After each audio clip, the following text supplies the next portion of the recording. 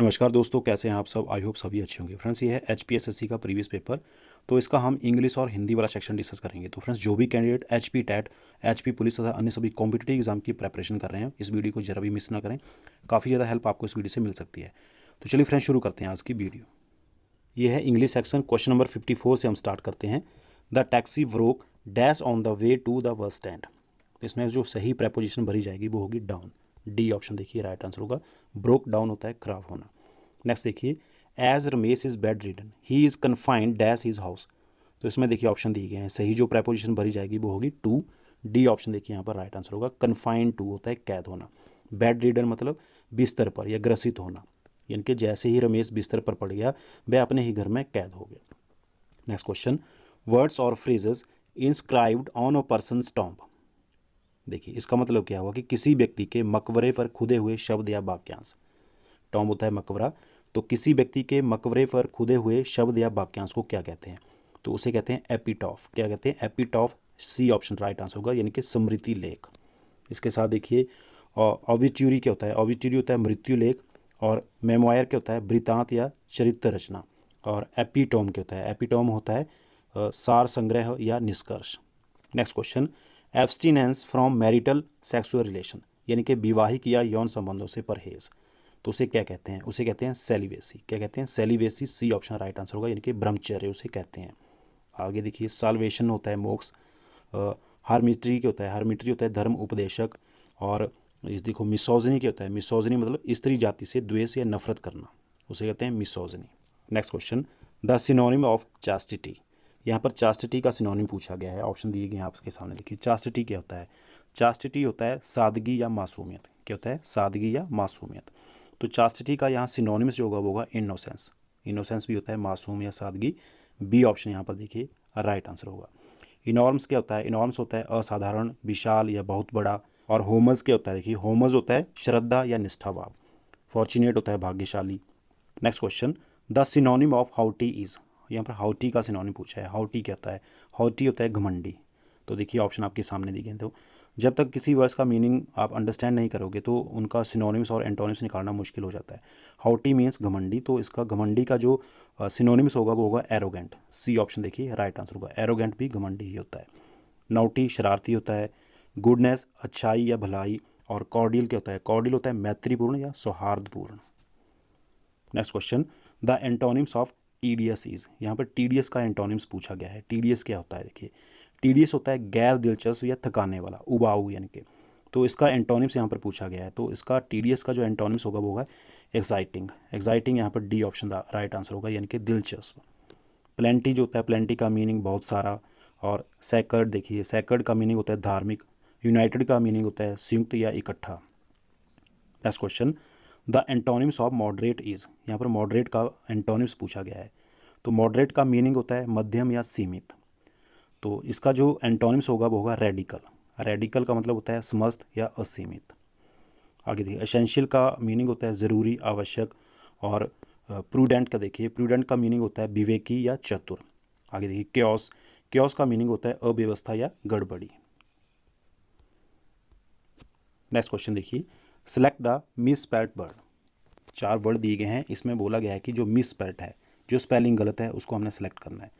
लेकिन इस क्वेश्चन में देखिए चारों वर्ड जो दिए गए हैं सभी की स्पेलिंग जो है वो ठीक स्पेलिंग है, सभी की सही स्पेलिंग है। इलेजिटिमेट की स्पेलिंग भी यही होगी। आगे देखिए, हैफेजर्ड की स्पेलिंग भी यही होगी। फिरोसियस की स्पेलिंग भी यही होगी। और एवेंडेंस की स्पेलिंग भी ये सही स्पेलिंग है। तो चारों वर्ड जो दिए गए हैं चारों की स्पेलिंग सही है। आगे देखिए, इलेजिटिमेट क्या होता है? इलेजिटिमेट होता है अवैध। क्या होता है? अवैध। और हैफेजर्ड मतलब अव्यवस्थित या बेढंग। और फेरोसियस क्या होता है? फेरोसियस होता है निर्दयी, भयंकर, क्रूर। और एवेंडेंस होता है प्रचुरता या भरमार। Next question, select the misspelled word. इसमें भी हमने मिसस्पेल्ड वर्ड को सिलेक्ट करना है। तो 4 ऑप्शन में देखिए, एनसेस्ट्रल की स्पेलिंग यहाँ पर गलत है। सी ऑप्शन वाली स्पेलिंग जो है गलत है। एनसेस्ट्रल की जो सही स्पेलिंग होगी वो होगी ANCE। आई की जगह यहाँ पर ई आएगा। ANCESTRAL। एनसेस्ट्रल होता है पैतृक। सॉवनिटी की स्पेलिंग भी सही है। संप्रभुता इसका मीनिंग होता है। फर्नीचर की स्पेलिंग भी सही है, फर्नीचर। वॉलंटियर की स्पेलिंग भी यहाँ पर सही है, स्वयंसेवी या स्वयंसेवक। Next question, choose the word which can correctly substitute the underline part of the sentence. ये जो सेंटेंस दिया गया है इसका जो अंडरलाइन पार्ट यहाँ पर मेक आउट जो है इसका सही हमने मीनिंग चूज़ करना है, सब्स्टिट्यूट चूज़ करना है इसका। यहाँ पर बोला गया है it was difficult to make out but Harsha was saying, यानी कि हर्ष क्या कह रहा था या समझना मुश्किल था, ये इसका मीनिंग हुआ। हर्ष क्या कह रहा था या समझना मुश्किल था। तो मेक आउट का यहाँ पर सही मीनिंग क्या आएगा? ऑप्शन नीचे दिए गए हैं, ड्रॉ ऑन पेपर, हियर और understand, to decorate something, taking out materials from a bucket. तो शायद आप समझ गए होंगे कि मेक आउट का यहाँ पर सही आंसर क्या होगा। तो मेक आउट का सही सब्स्टिट्यूट जो है वो है हियर और अंडरस्टैंड। बी ऑप्शन यहाँ पर देखिए राइट आंसर होगा। Next question, he is driving very fast because he is dash, मतलब कि वह बहुत तेज़ गाड़ी चला रहा है क्योंकि वह जल्दी में है। तो यहाँ पर जल्दी में है, हरी होता है जल्दी, लेकिन यहाँ पर कौन सा ऑप्शन सही होगा? हरिंग होगा, in a Hari, in to हरी या इन हरी। तो यहाँ पर जो राइट आंसर होगा इसका होगा in a hurry. B option देखिए राइट आंसर है। He is driving very fast because he is in a हरी।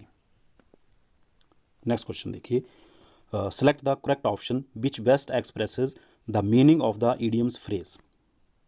ये जो इडियम्स या फ्रेज दी गई हैं इसका सही हमने करेक्ट ऑप्शन नीचे दो दिए गए हैं, सही एक्सप्रेस मीनिंग हमने यहाँ पर फाइंड करना है, चूज़ करना है। देखिए, take the bull by the horns, ये इडियम दी गई है, इसका सही मीनिंग क्या होगा? Take the bull by the horns, तो इसका मतलब होता है किसी समस्या का सामना दृढ़ निश्चय और आत्मविश्वास से करना। किसी समस्या का सामना दृढ़ निश्चय और आत्मविश्वास से करना। तो क्या इसका राइट आंसर होगा? इसका जो राइट आंसर होगा वो होगा option number A, confronting a problem head on in a determined and confident way. A option है हमारा यहाँ पर देखिए इसका राइट आंसर होगा। देखिए फ्रेंड्स, इसी तरह का कंटेंट आगे लगातार पाने के लिए अगर आप हमारे चैनल के साथ जुड़े रहना चाहते हैं तो प्लीज़ चैनल को ज़रूर सब्सक्राइब कर दें ताकि इसी तरह का कंटेंट आपको लगातार भी मिलता रहे। तो चलिए बढ़ते हैं नेक्स्ट क्वेश्चन की ओर। Select the correct option which best expresses the meaning of the idioms phrase. ये भी ईडियम्स दी गई है, इसका भी हमने बेस्ट एक्सप्रेसेस मीनिंग हमने फाइंड करना है यहाँ से। An olive branch, an olive branch जो है ये एक सिंबल भी है, किसका है? पीस का है, शांति का है। तो इसका मीनिंग क्या है? शांति या संघर्ष विराम की पेशकश। तो इसका जो सही मीनिंग जो होगा, express meaning, best express meaning जो होगा वो होगा एन ऑफर ऑफ पीस और ट्रूस। डी ऑप्शन यहाँ पर देखिए इसका राइट आंसर होगा। नेक्स्ट क्वेश्चन देखिए, आर्टिकल है ये, Ramesh is dash untidy boy. Ramesh is dash untidy boy, क्या इसमें भरा जाएगा सही आर्टिकल? इसमें आएगा एन। बी ऑप्शन देखिए राइट आंसर होगा, क्योंकि अनटाइडी का देखिए फर्स्ट लेटर यू है जो कि बॉवल्स है, बॉवल साउंड यहाँ पर आ रही है, तो एन यहाँ पर भरा जाएगा। नेक्स्ट क्वेश्चन देखिए, dash Quran is the sacred book of the मुस्लिम। तो देखिए कुरान जो है होली बुक है, तो जब भी कोई Holi book, mountains, reverse, universal truth, superlative degrees ऐसे जो वर्ड आते हैं तो उसके आगे हम द लगाते हैं, उससे पहले द लगाया जाता है। तो इसमें the, C option right answer होगा। The Quran is the sacred book of the Muslim. Next question, Sukhwinder does not know Tamil, change the voice. Change the voice है, Sukhwinder does not know Tamil. Present indefinite का negative sentence है ये, तो इसमें देखिए is not का use हो जाएगा। अब देखिए, और देखिए नो जो लगा है, नो के साथ हमेशा टू को यूज़ होता है बाई की जगह।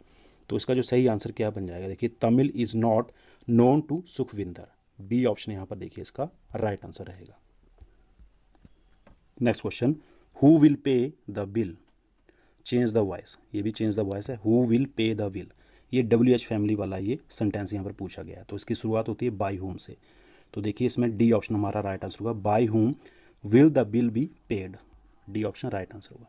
Next question, Switzerland has a charming landscape dash, choose the adjective. ये जो सेंटेंस दिया गया है यहाँ पर हमने एडजेक्टिव वर्ड जो है वो हमने चूज़ करना है। देखिए, Switzerland has a charming landscape. Charming क्या होता है? चार्मिंग होता है आकर्षक, लैंडस्केप होता है प्राकृतिक दृश्य। तो इसमें देखिए चार्मिंग हमारा राइट आंसर होगा, क्योंकि यह स्विट्जरलैंड की विशेषता प्रकट कर रहा है। सी ऑप्शन यहाँ पर देखिए राइट आंसर होगा, charming. Next question, give plural of commando. Commando का यहाँ पर प्लूरल बोला गया है, तो कमांडो का जो प्लूरल होगा वो होगा कमांडोज। इसमें एस लगेगा ओनली बस। बी ऑप्शन देखिए यहाँ पर राइट आंसर होगा। इंपॉर्टेंट क्वेश्चन है, कई बार ये पूछा जाता है एग्जाम में। नेक्स्ट देखिए हमारा हिंदी सेक्शन यहाँ पर है, शुद्ध शब्द चुनिए। देखिए इसमें 4 शब्द दिए गए हैं, तो उसमें से शुद्ध शब्द कौन सा है? इसमें शुद्ध शब्द हमारा है बी ऑप्शन वाला, विजातीय।